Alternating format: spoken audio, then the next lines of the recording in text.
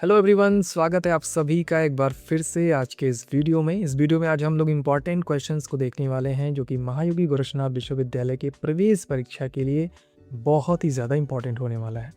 ये जो वीडियो है ये भाग 15 है, यानी कि पार्ट 15। तो चलिए बिना देरी किए पहले क्वेश्चन को देखते हैं। विटामिन डी की कमी से बच्चों में मुख्य रूप से कौन सा रोग होता है? तो सही जवाब है रिकेट्स।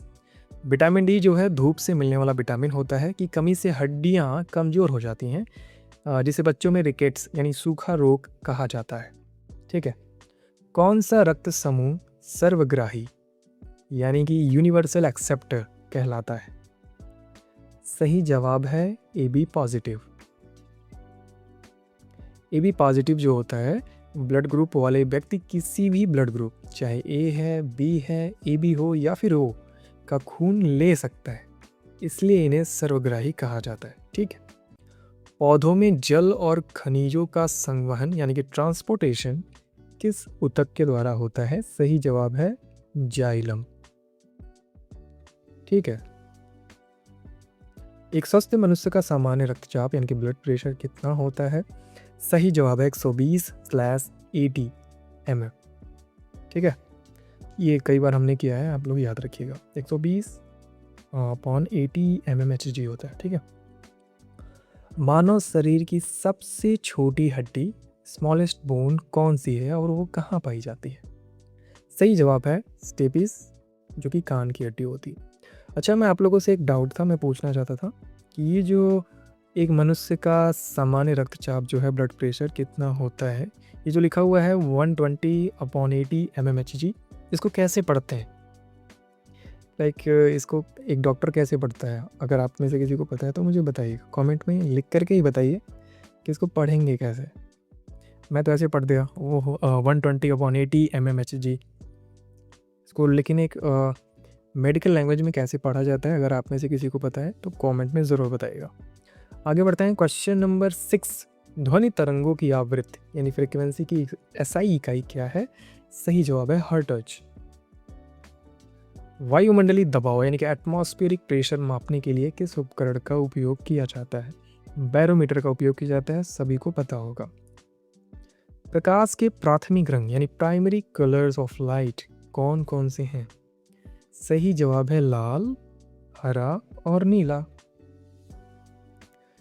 इन्हें मिलाने से ही टीवी या मोबाइल स्क्रीन के बाकी कलर बनते हैं। मतलब जितने भी कलर हैं दुनिया भर के, इन्हीं 3 रंगों को मिलाने से बनता है। RGB इसको फुल फॉर्म में बोलते हैं, शॉर्ट फॉर्म में बोलते हैं। ठीक है, पृथ्वी से अंतरिक्ष जाने के लिए किसी रॉकेट का पलायन वेग यानी कि इसके वेलोसिटी कितना होना चाहिए? सही जवाब है 11.2 किलोमीटर पर सेकेंड। यानी कोई पार्टिकल या वस्तु 1 सेकेंड में यदि वो 11.5 किलोमीटर तय दूरी तय कर लेती है तो उतनी स्पीड से किसी चीज़ को फेंक देंगे तो वो पृथ्वी के बाहर चला जाएगा। ठीक है, निकट दृष्टि दोष को दूर करने के लिए चश्मे में कौन सा लेंस लगाया जाता है? सही जवाब है अवतल लेंस। ठीक है, साधारण नमक का रासायनिक सूत्र क्या होता है? NaCl यानी कि सोडियम क्लोराइड इसको बोला जाता है। LPG गैस सिलेंडर लीक होने पर जो बदबू आती है वो किस गैस के कारण होती है? इसका सही जवाब है एथिल मरकप्टेन। ठीक है, LPG गैस असल में गंधहीन होती है। मतलब जो LPG गैस है उसमें कोई गंध नहीं होता है, लेकिन लीकेज का पता लगाने के लिए उसमें जानबूझकर एथिल मरकप्टेन गैस मिलाई जाती है ताकि वो स्मेल करे और हमें पता हो कि उसमें लीकेज हो गई है।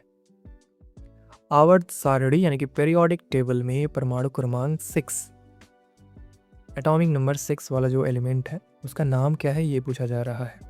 सही जवाब है कार्बन।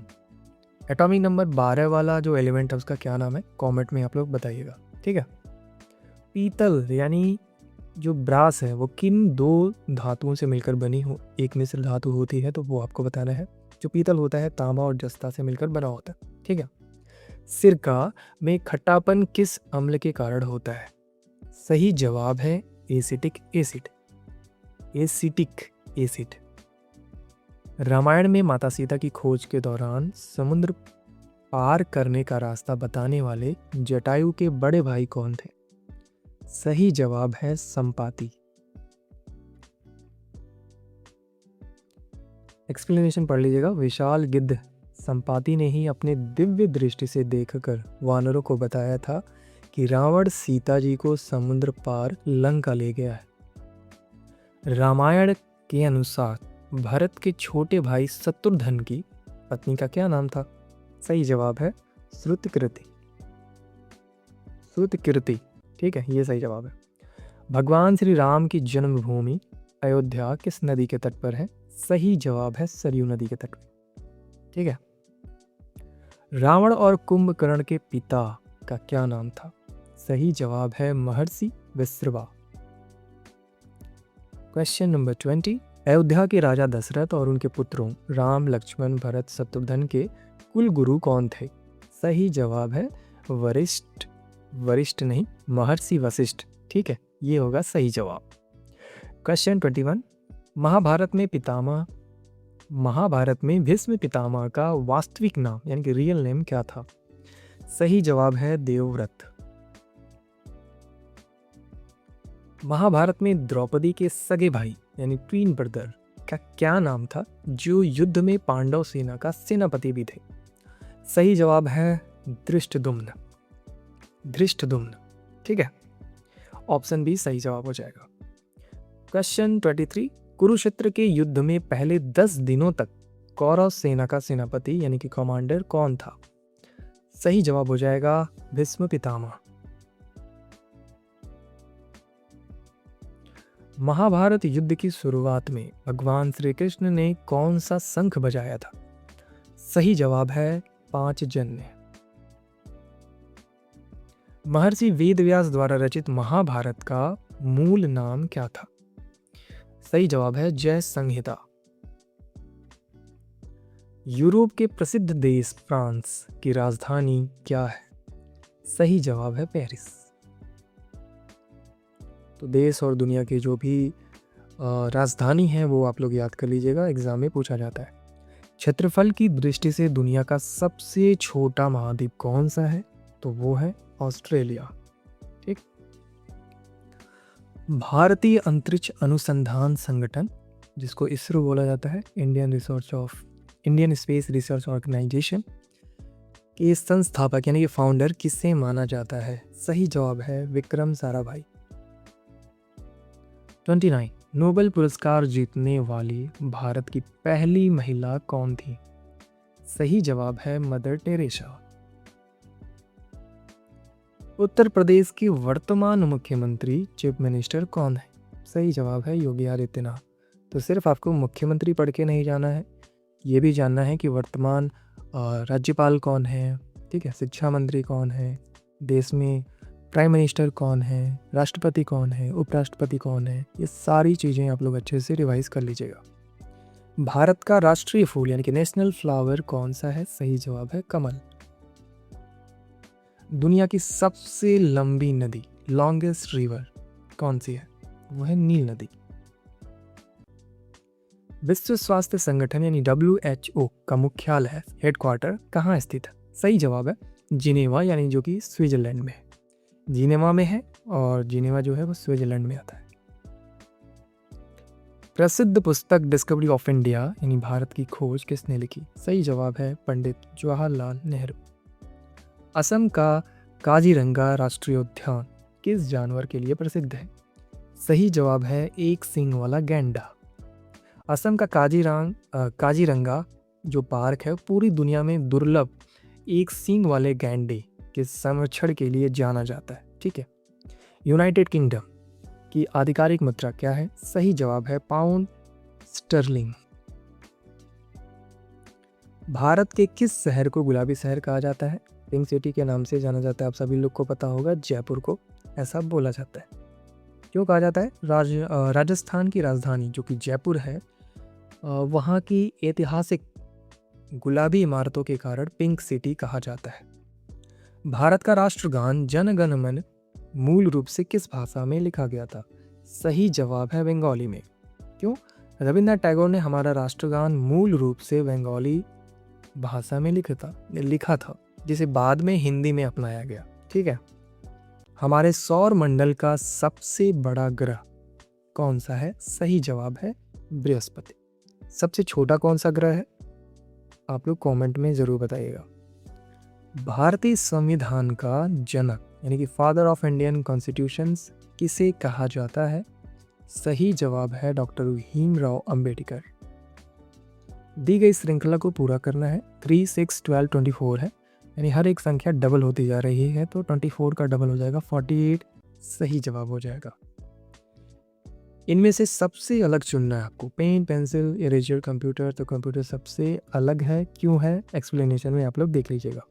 यदि ए बराबर 1 है, बी बराबर 2 है, तो अक्षरों को पोजीशन के हिसाब से डॉग का कुल मान क्या होगा? तो डी की वैल्यू हो जाएगी 4, ओ की वैल्यू हो जाएगी 15, जी की वैल्यू हो जाएगी 7। सभी को ऐड करेंगे तो आ जाएगा 26। ये हो जाएगा इसका सही जवाब। और ये डायरेक्शन वाला क्वेश्चन है। एक आदमी दक्षिण यानी साउथ की ओर जा रहा है, वो बाएं यानी कि लेफ्ट मुड़ता है और फिर बाएं मुड़ता है। अब वो किस दिशा में जा रहा है? तो आप देखेंगे वो उत्तर दिशा में जा रहा होगा। ठीक है, क्वेश्चन नंबर 45, 64 का घनमूल पूछ रहा है, यानी क्यूब रूट पूछा जा रहा है। यानी कौन सी ऐसी संख्या है जिसको 3 बार आपस में गुणा कर दिया जाए तो 64 आ जाएगा, ये पूछा जा रहा है। सही जवाब हो जाएगा 4। ठीक है, ए बी का भाई है, बी सी की बहन है, सी डी का पिता है, तो ए का डी से क्या संबंध है? आप पाएंगे कि दोनों के बीच में जो संबंध है चाचा या ताऊ। ठीक है, ये संबंध है। आप लोग खुद के ऊपर लेकर के देखिए, बहुत ही आसानी से आंसर आ जाएगा। एक दीवार घड़ी है जिसमें ठीक 12 बजे हैं, तो घंटे और मिनट की सुई के बीच कितने डिग्री का कोण बनेगा, ये पूछा जा रहा है। तो 12 बजने का मतलब होता है घंटे का सुई भी यहीं पे रहेगा और जो मिनट वाली सुई है वो इसी के ऊपर रहेगी। तो एक तरह से अगर आप देखेंगे तो दोनों के बीच का जो एंगल है वो तो 0 दिख रहा है, और एक दूसरी तरफ से देखेंगे तो यहाँ से 360 डिग्री का एंगल बन रहा है। ठीक है, तो सही जवाब हमारा क्या हो जाएगा? वो हो जाएगा ये 0 डिग्री या फिर 360। ठीक है, एक वर्ग है स्क्वायर में 2 विकर्ण खींचने पर कुल कितने त्रिभुज बनते हैं, ये पूछा जा रहा है। तो इसको आई थिंक हम लोग यहाँ पर डिस्कस कर पाएंगे। एक हो गया, ये मान लीजिए वर्ग हो गया जिसमें लंबाई चौड़ाई सभी भुजाओं की बराबर होती है। इसमें कह रहा है दोनों विकर्णों को खींचने पर, यानी ये खींच दिए, इसको बोलते हैं डायगोनल विकर्ण, इसको खींच दिया हमने। अब यहाँ पे कितना ट्रायंगल बन रहा है ये पूछ रहा है, तो काउंट कर लेते हैं। 1 हो गया, 2 हो गया, 3 हो गया, 4 हो गया। ठीक है, अगर देखेंगे तो ये 5 हो गया, ये 6 हो जाएगा। ठीक है, ये 7 हो जाएगा और ये हो जाएगा 8। तो टोटल 8 बनेंगे, और इस तरीके से जो हमारा आंसर हो जाएगा वो हो जाएगा ऑप्शन सी 8। ठीक है, आगे बढ़ते हैं। Question number 49, choose the correct plural from the word child. Child का प्लूरल बताना है, यानी कि चाइल्ड का बहुवचन, तो वो होता है चिल्ड्रन। ठीक है, आगे बढ़ते हैं। Question number 50, fill in the blank with the correct preposition. She is very good dash है, फिर उसके बाद इंग्लिश। तो सही प्रीपोजिशन हो जाएगा एट, यानी कि C is very good at English, ये हो जाएगा करेक्ट आंसर। इस तरीके से हमने यहाँ पर 50 और मोस्ट इंपॉर्टेंट क्वेश्चन देख लिया है आपके प्रवेश परीक्षा के लिए। तो इन सभी क्वेश्चंस को आप लोग ज़रूर रिवाइज़ करिएगा। रिवाइज़ करने के बाद यहाँ पर हमने क्विज भी बना रखा है, इसमें भी ज़रूर पार्टिसिपेट कीजिएगा ताकि आप देख पाएँ कि आपके कितने नंबर आ रहे हैं। ठीक है, सो उम्मीद करते हैं ये वीडियो आप सभी को ज़रूर पसंद आया होगा। हमने अभी तक 15 वीडियो बना दिए हैं, जिसमें कि महायोगी गोरक्षनाथ विश्वविद्यालय के प्रवेश परीक्षा से संबंधित